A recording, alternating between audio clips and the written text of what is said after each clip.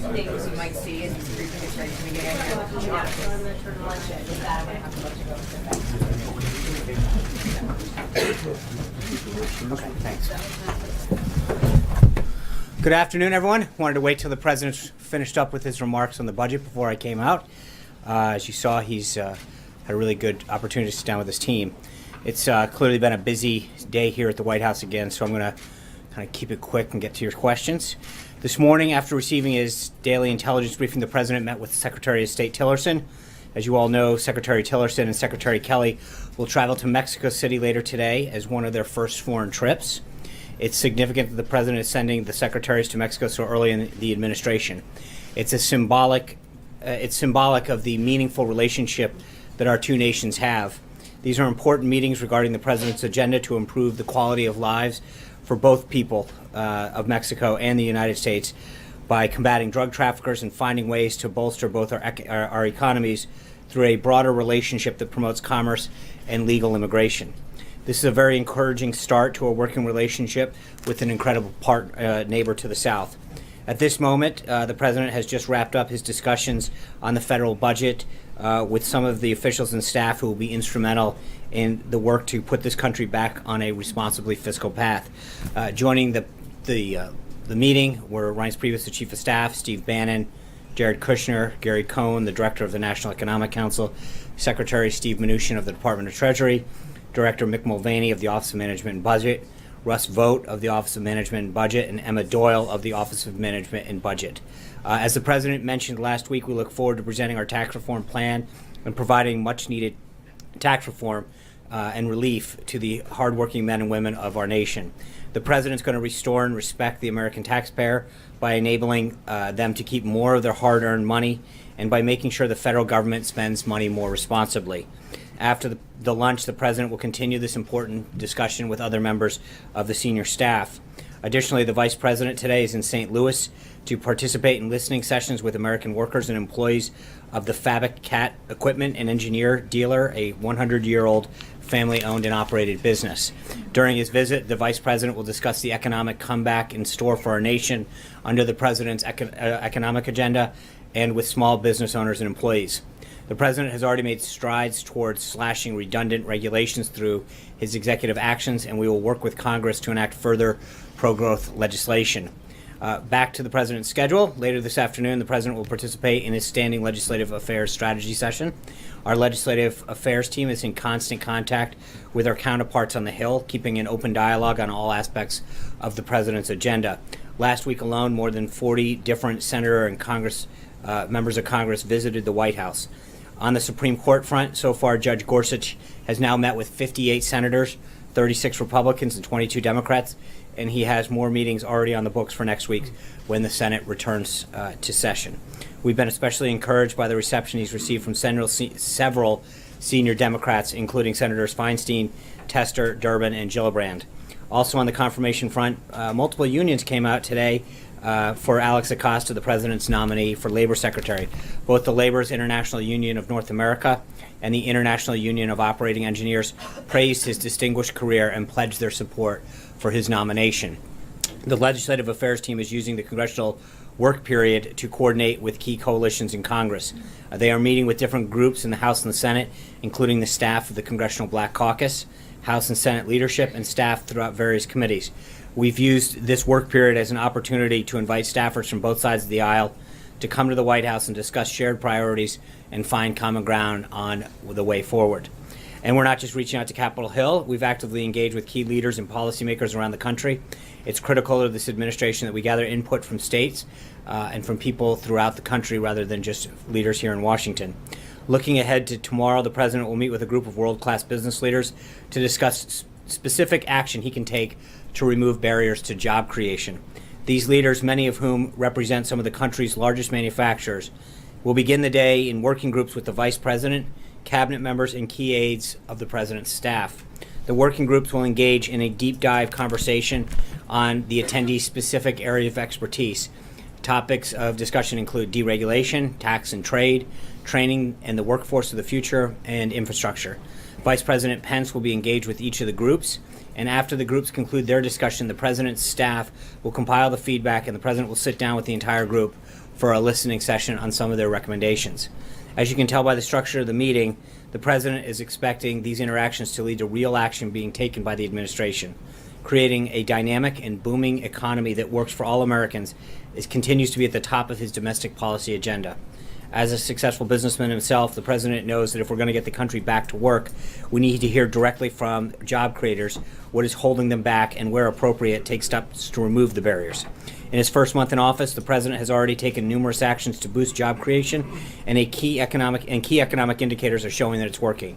CEO and confidence are up, the stock market continues to reach record highs, and the January numbers were strong.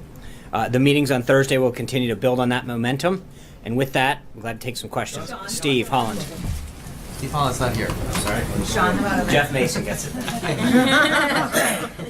Thank you, Sean. Can you give us an update on the administration's plans with regard to transgender bathrooms? And can you confirm in schools, and can you confirm that there has been some disagreement between Secretary DeVos and the Attorney General on this issue? So I would expect further guidance to come out on that today.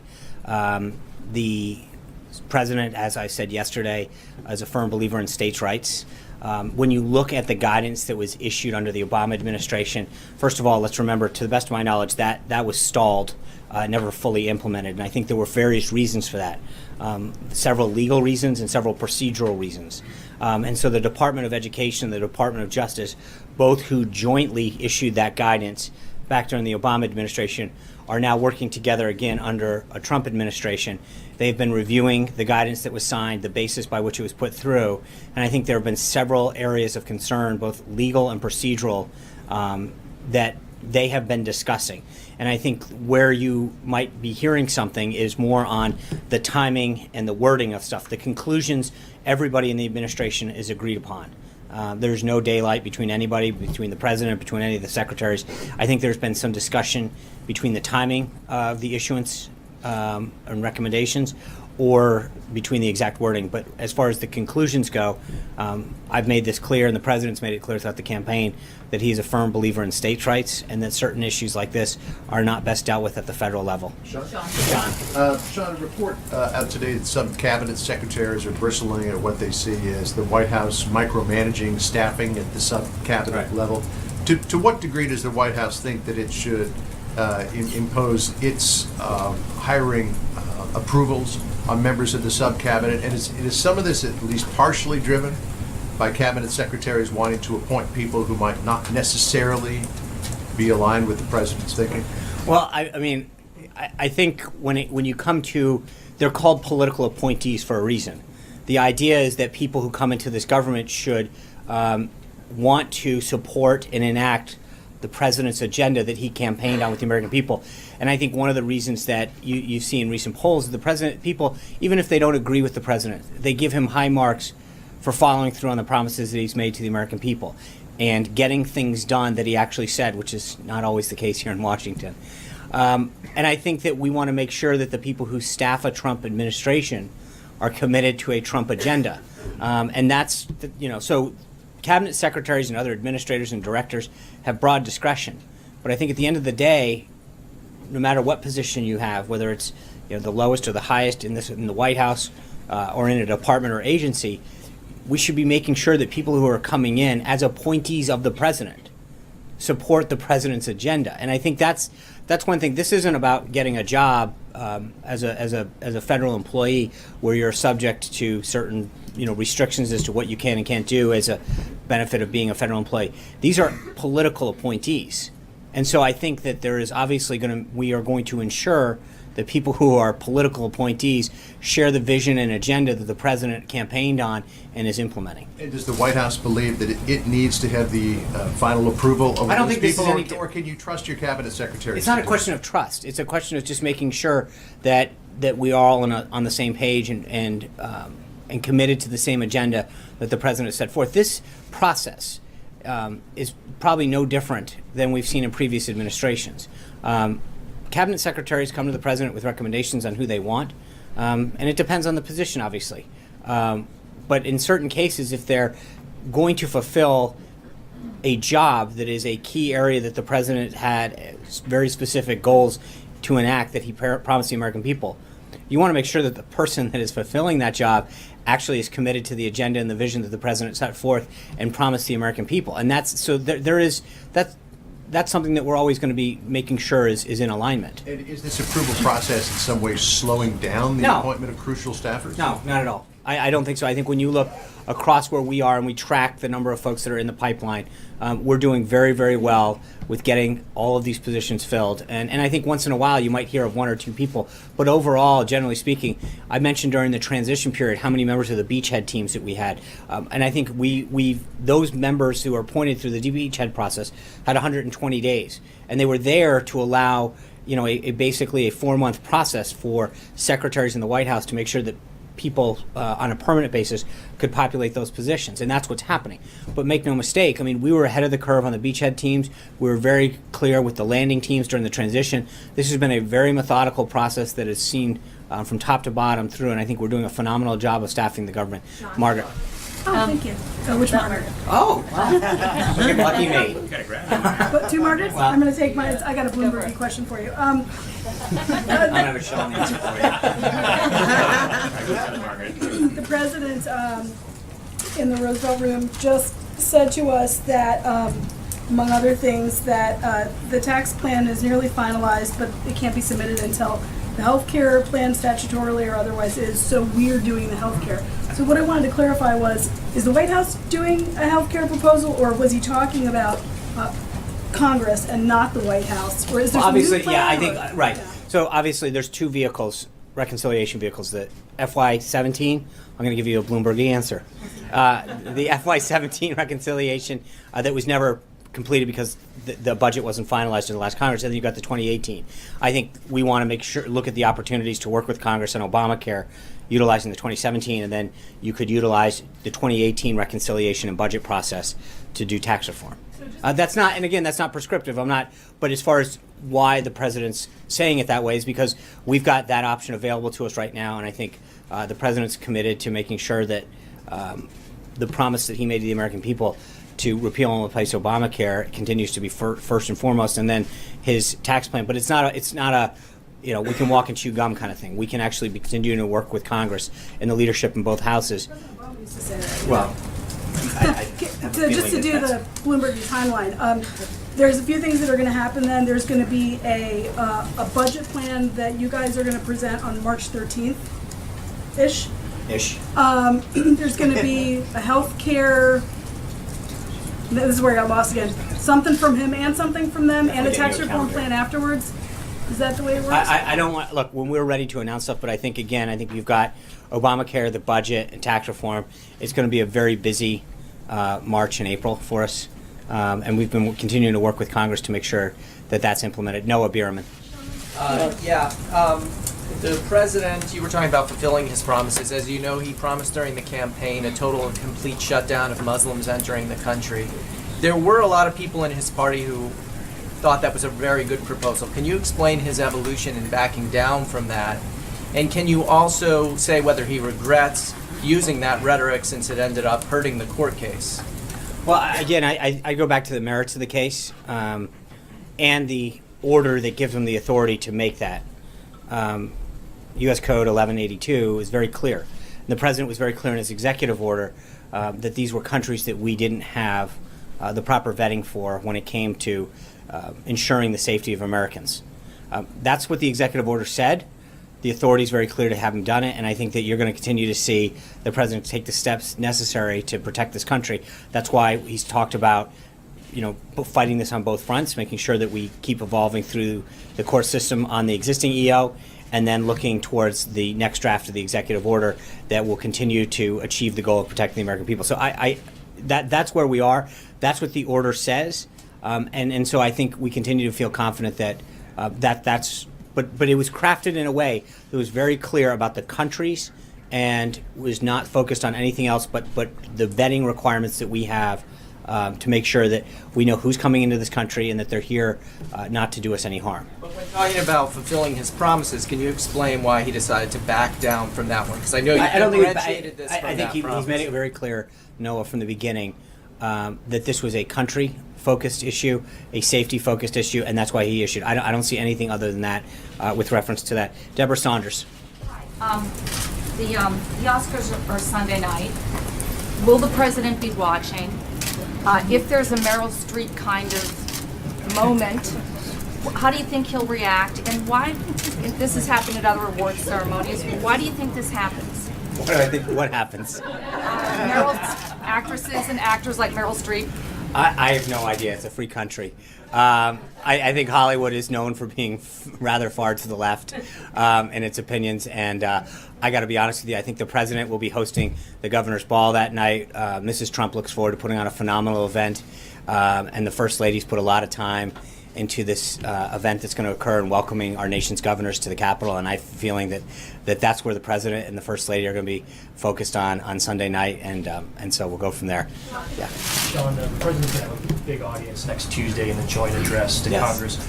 Does he have a set of goals in mind for the speech? And do you think we're going to see some specific policy rollouts as part of that speech?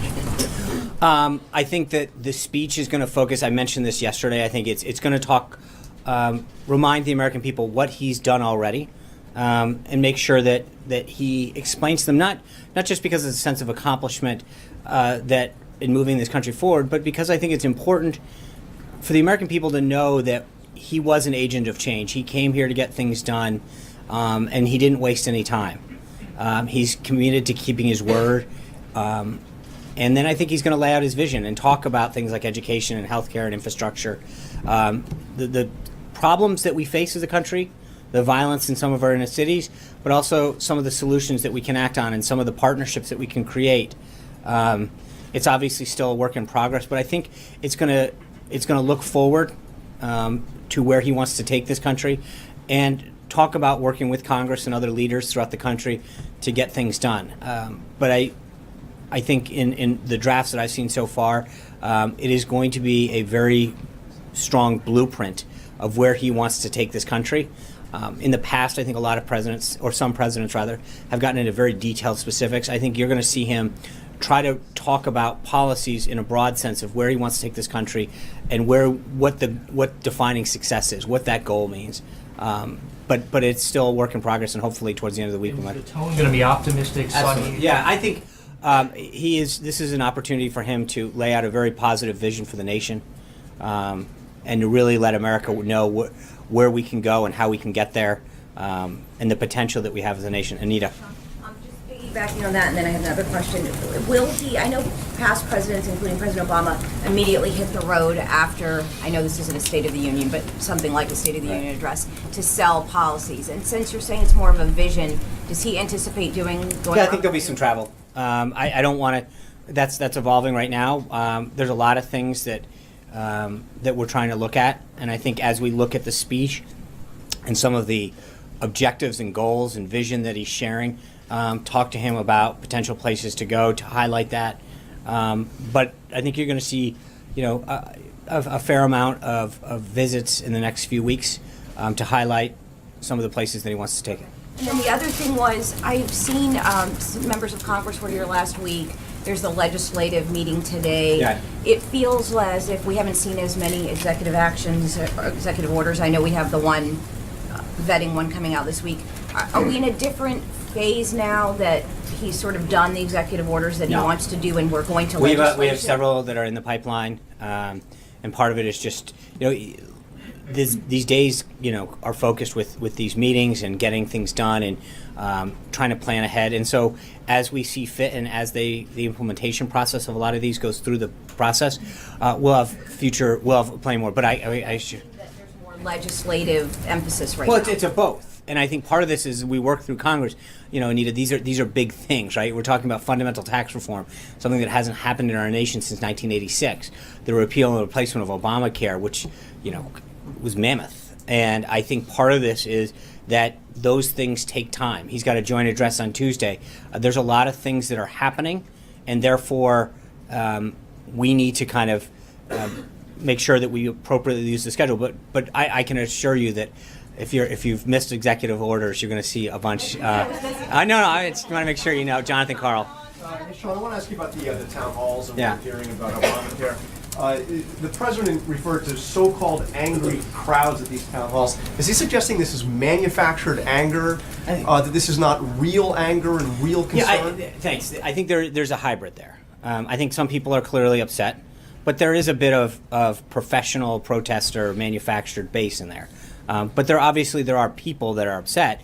But I also think that when you look at some of these districts and some of these things, it is not a representation of a member's district or an incident. It is a loud group, small group of people disrupting something in many cases for media attention. No offense. It's just, I think that necessarily, just because they're loud doesn't necessarily mean that there are many. And I think in a lot of cases that's what you're seeing. Does the president doubt that there's real anger and real I just said concern that. out there beyond just a few loud agitators, that there's real concern that people may lose their But they healthcare won't. insurance? See, I think that's a false narrative, and I don't. The president's been very clear. Look, you have to look at what our healthcare system is right now. In so many counties around our nation, we've gone down to one provider. That's not choice. That's not access. And then they're going in a lot of cases and they're saying we're not taking Medicaid, we're not taking TRICARE, we're not taking the insurance you used to have, the doctor that you used to have isn't participating anymore. And oh, by the way, states like Arizona, you've got over 100% increase in premiums. 112, I think, was the number there. In many states, it's double digit. And I think that the idea that we have to remember is that the American people got sold the Affordable Care Act. It's neither affordable or accessible. They're losing their coverage and premiums are spiking. And so if people are truly worried about losing their coverage, they should be applauding the president's action for wanting to make sure that we put a system in place that does what they were supposed to have been promised a while back. And I think that's what I think is missing from this dialogue.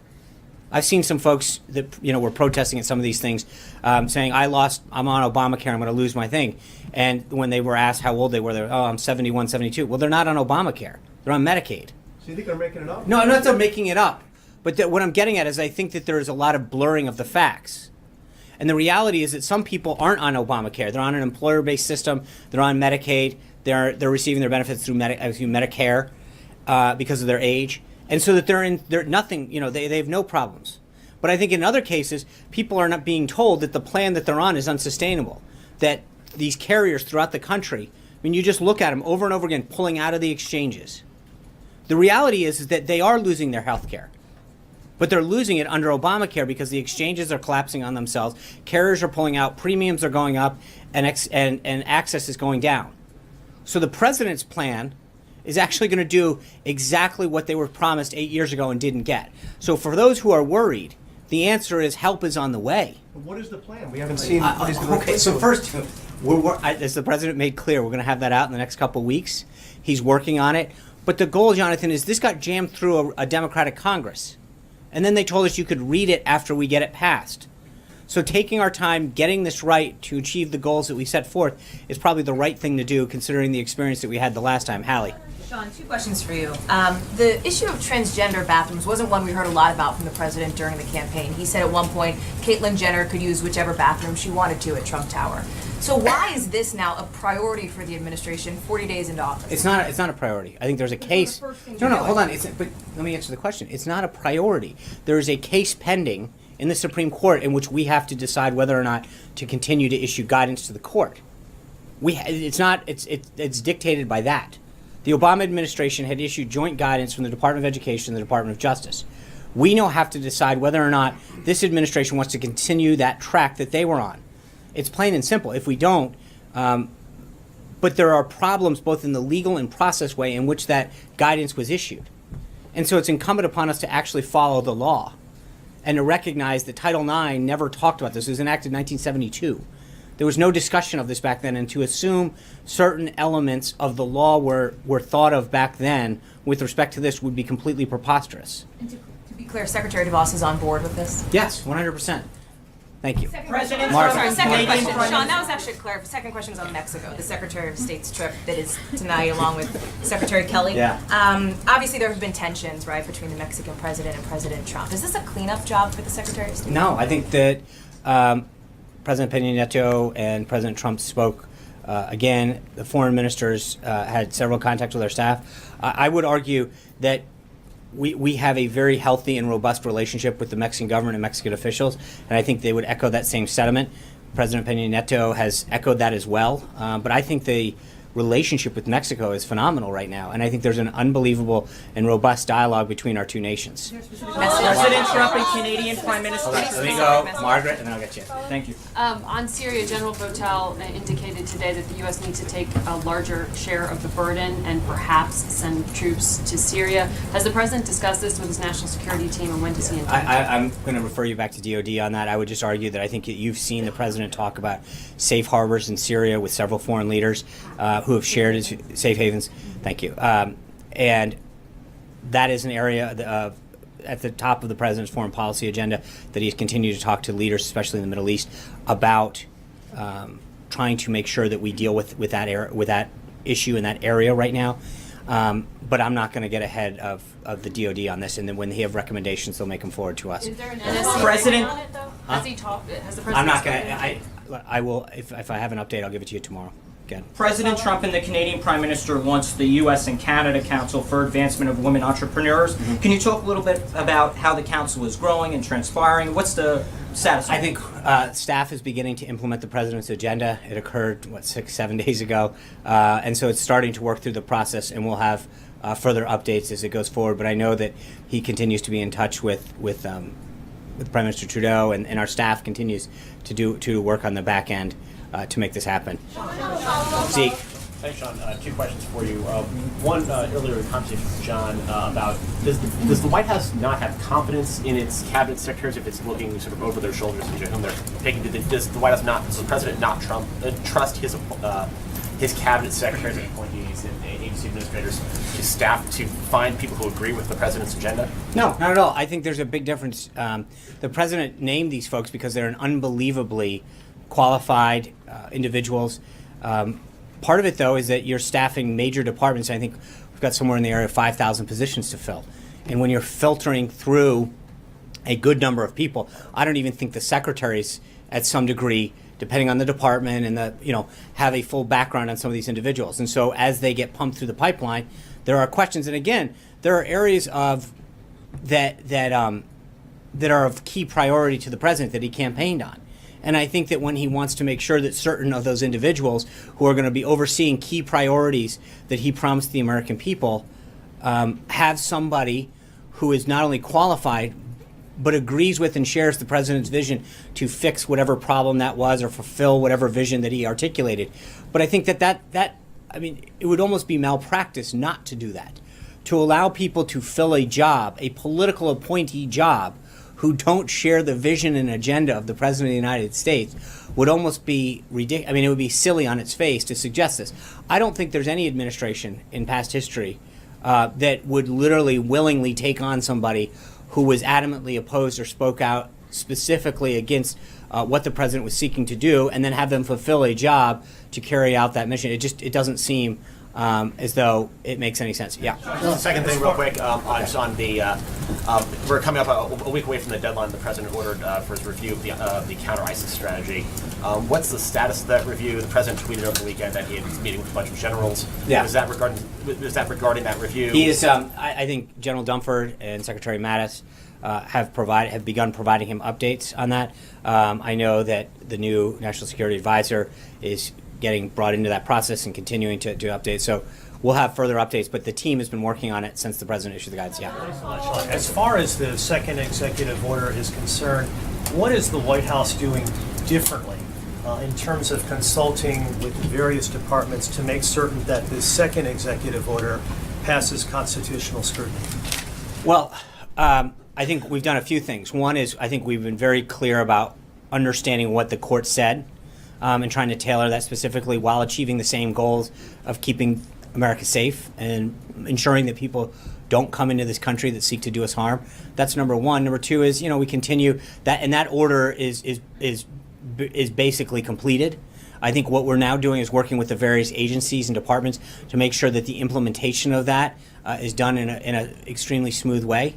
So we have looked at it from both a process standpoint as well as a legal standpoint, and I think it's achieving the goals. But again, I would also mention that on the merits, we can see. I believe that the first order did just that.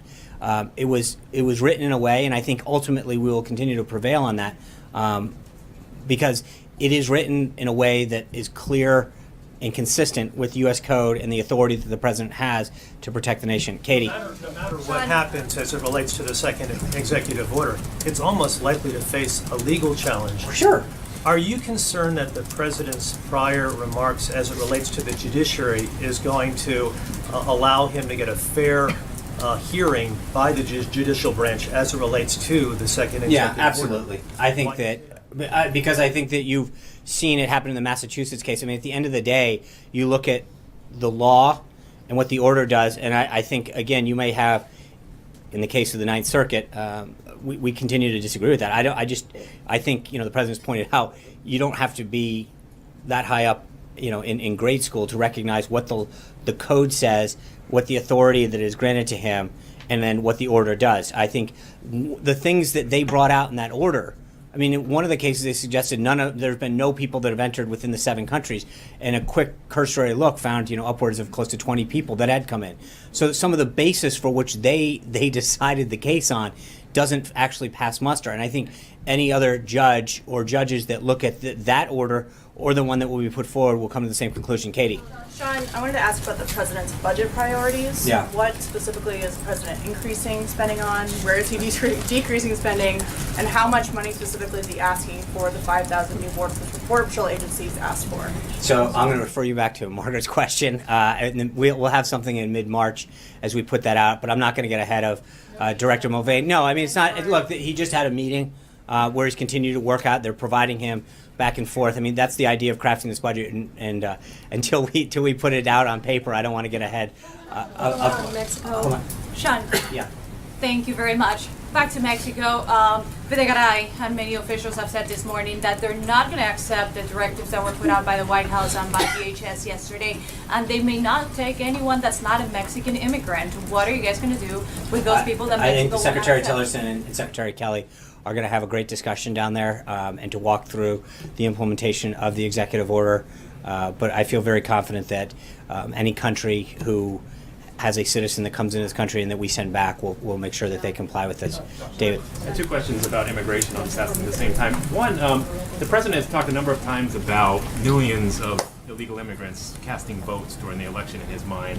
You guys have promised to look into that. It seems like there was no mention of that in any of these directives to look for these immigrants. Does the president still believe this Yeah, I mean, national he's security mentioned that problem? Vice President Pence will lead a task force on this. Where would we stand on that, though? He named the task force, and the Vice President is starting to gather names and individuals to be part of it. On the other question I had about a DACA program, yesterday you suggested, well, we have to go after hardened criminals, Right. and, major national security threats first.